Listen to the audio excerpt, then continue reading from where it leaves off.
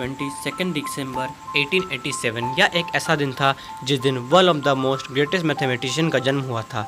यह कोई और नहीं हमारे इंडिया के श्रीनिवासा रामानुजन थे।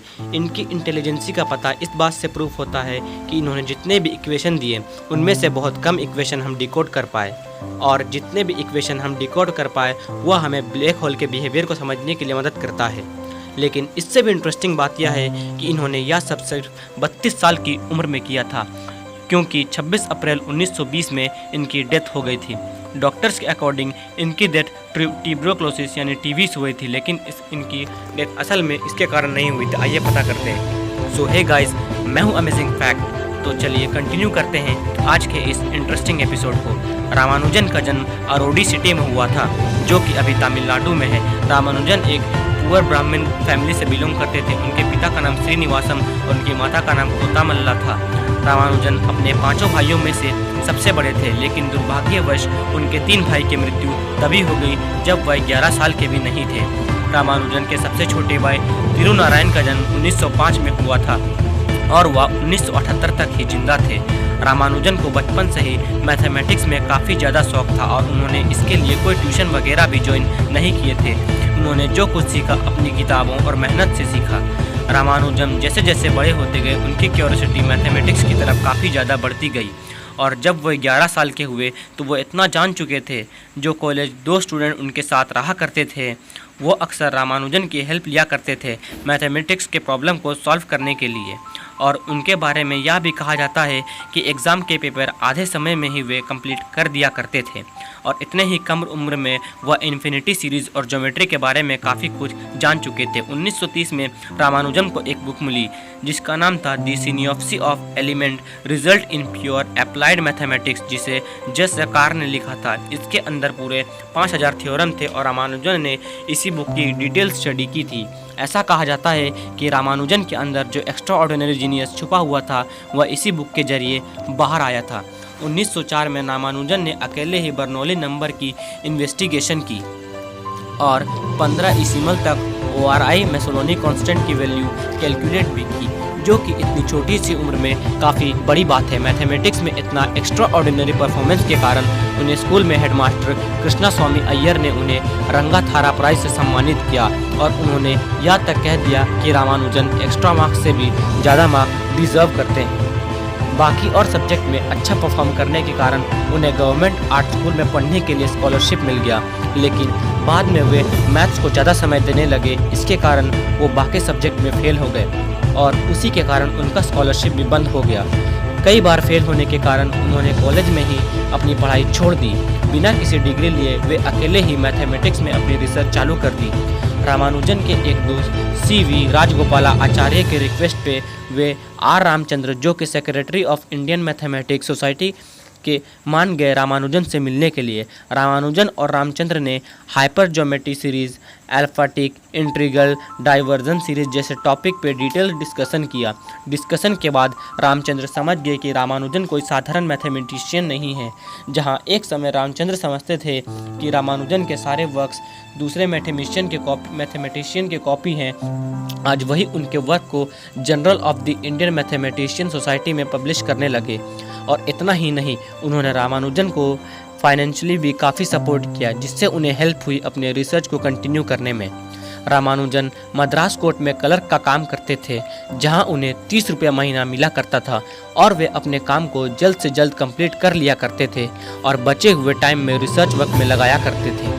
1930 में EW मिडिल मास S नारायण अय्यर और रामचंद्र नाव ने डिसाइड किया कि वे रामानुजन के वर्क को ब्रिटिश मैथमेटिशियन को प्रेजेंट करेंगे, और रामानुजन ने यूनिवर्सिटी कॉलेज लंदन MGM हिल को अपना रिसर्च सेंड भी किया, लेकिन उन्होंने सिंपली यह कहकर उनका लेटर वापस कर दिया कि रामानुजन के अंदर मैथमेटिक्स को समझने की काफ़ी अच्छी काबिलियत है, लेकिन एजुकेशनल बैकग्राउंड जो कि हर मैथमेटिशियन के पास होना चाहिए उनके पास नहीं है, इसलिए हम उनकी रिसर्च को एक्सेप्ट नहीं कर सकते।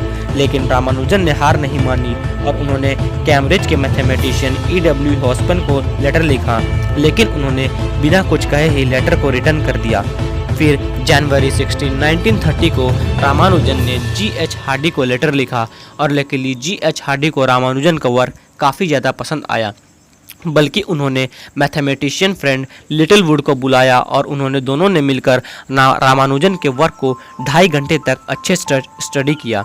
हार्डी ने रामानुजन को इंग्लैंड बुला लिया, लेकिन इत्तेफाक की बात तो यह है कि रामानुजन के इंग्लैंड पहुंचने के 3 महीने बाद ही वर्ल्ड वार 1 स्टार्ट हो गया। रामानुजन लगभग 5 साल कैम्ब्रिज में रहे और 6 दिसंबर 1917 में उन्हें London of mathematics society lift कर दिया गया। 1919 में उनकी हेल्थ खराब होने लगी और हेल्थ खराब होने के कारण 2 कारण थे। पहला कि वे वेजिटेरियन थे और इंग्लैंड में वेजिटेरियन और वेजिटेबल्स फूड काफ़ी मुश्किल से मिलते थे और कभी कभी तो उन्हें भूखे ही रहना पड़ता था। और दूसरा यह कि उस समय वर्ल्ड वार 1 चल रहा था। ये दोनों कारण थे कि उन्हें ट्यूबरक्लोसिस यानी टीबी और कई सारे विटामिन डिफिशिएंसी हो गए। 1919 में वे इंडिया लौट आए और 26 अप्रैल 1920 में उनकी डेथ हो गई। लेकिन 1994 में जब डॉक्टर D.A.B. यंग ने रामानुजन की रिपोर्ट से फिर से चेक किया तो उन्होंने पाया कि उनकी मौत ट्यूबरक्लोसिस से नहीं बल्कि हेपेटिक एमोवियसिस से हुई है। दरअसल हेपेटिक एमोवियसिस उस समय मद्रास में काफ़ी ज़्यादा फैला हुआ था और लकीली इस बीमारी का इलाज भी था। प्रॉब्लम यह थी कि इस बीमारी को आइडेंटिफाई करना काफ़ी मुश्किल था। जब रामानुजन अपने मरने की कगार पे थे तब भी उन्होंने अपने रिसर्च को बंद नहीं किया और वे बेड पे लेट लेट के कई फार्मूले इक्वेशन लिखा करते थे। रामानुजन अक्सर कहा करते थे कि उन्हें उनके भगवान नामगिरी गाइड किया करते थे और उन्होंने एक बार अपने सपने को डिटेल में एक्सप्लेन भी किया था। वे कहते थे उन्होंने सपने में एक बड़ी सी दीवार दिखती थी जहाँ पे एक हाथ आता और उस दीवार पर अलग अलग फार्मूला लिख दिया करते थे। रामानुजन उस सारे फार्मूला को लर्न कर लेते और उठकर उस फार्मूले को नोट कर लिया करते थे। उन्होंने चेक भी कर लेते कि क्या यह फार्मूला सही है और वो सही भी निकलते थे। वे पाते थे कि फार्मूला नए और यूनिक हुआ करते थे। एक बार तो रामानुजन ने कुछ ही सेकंड में बहुत यूनिक नंबर फाइंड कर लिया था। आइए कहानी जानते हैं। दरअसल जब रामानुजन हॉस्पिटल में बीमार पड़े हुए थे तब उनसे मिलने के लिए हार्डी हॉस्पिटल आए।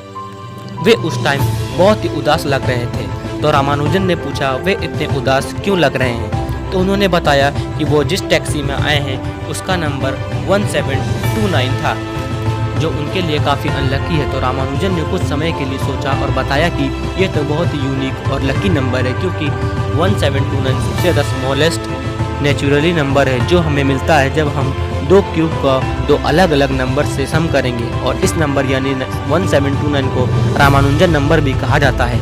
ये सब सुनना काफ़ी ज़्यादा इंटरेस्टिंग लगता है, राइट? पर इससे भी इंटरेस्टिंग बात यह है कि ये सब सिर्फ 32 साल की उम्र में एक इंडियन ने किया था। लेकिन दुख की बात तो ये है कि हमारे इंडिया में आज भी इतनी इम्पोर्टेंस इन्हें नहीं दी जाती है। 2015 में इनके ऊपर एक मूवी बनी थी the man who is infinity और ये बॉलीवुड ने नहीं बल्कि हॉलीवुड ने बनाई थी। Reality I think you all understand what I mean. जिस बंदे ने पूरी दुनिया को शॉक कर दिया विथ हिज अमेजिंग वर्क ही अपने देश के लोग इसे उतना ही पहचान नहीं देते हैं जितना कि विदेश।